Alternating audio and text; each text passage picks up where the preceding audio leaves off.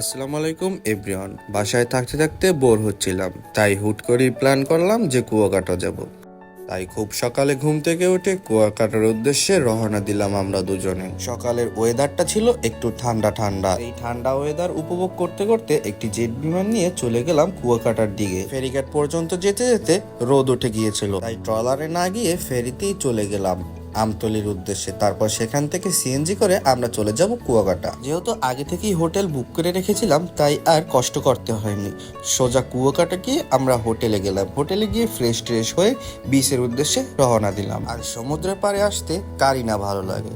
যদি আপনার মন খারাপ থাকে, আপনি একবার হলেও এখানে আসবেন, সাথে সাথে আপনার মন ভালো হয়ে যাবে। বিচে গিয়ে কিছু ফটোশুট করলাম এবং সাগরে একটু গোসল করলাম। তারপরে কিছু রিলস বানিয়ে আবার রুমের দিকে আসলাম।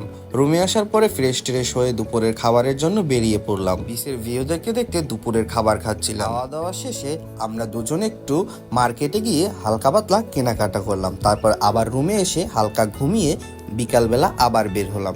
বিকালবেলা বের হয়ে কিছু হালকা পাতলা ফটোশুট করলাম। ফটোশুট করতে করতে সন্ধ্যা হয়ে যায়।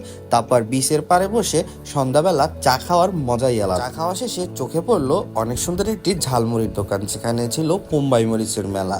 তারপর সেখান থেকে ঝালমুড়ি খেয়ে আমরা খেলাম কিছু আচার। ঘুরি শেষে আমরা মার্কেটের দিকে গেলাম। মার্কেটে গিয়ে হালকা পাতলা কেনাকাটা করে রাতের খাবার নিয়ে আমরা রুমে চলে গেলাম। খাওয়া দাওয়া শেষ, সোনার বাংলাদেশ। সকালবেলা ঘুম থেকে উঠে খুব টেনশনে ছিলাম, কারণ আজকে আমার রেজাল্ট দিবে। একদিকে টেনশন আর একদিকে একটু একটু মন খারাপ, রেজাল্টে কি না কি হয়। তারপর আমি দেরি না করেই চলে গেলাম সাগর পাড়ে। সাগর পাড়ে কিছু মুহূর্ত কাটিয়ে রুমে আসার সাথে সাথে রেজাল্ট দেওয়ার সময় হয়ে গেল এবং আমি রেজাল্ট দেখার জন্য প্রস্তুত হলাম।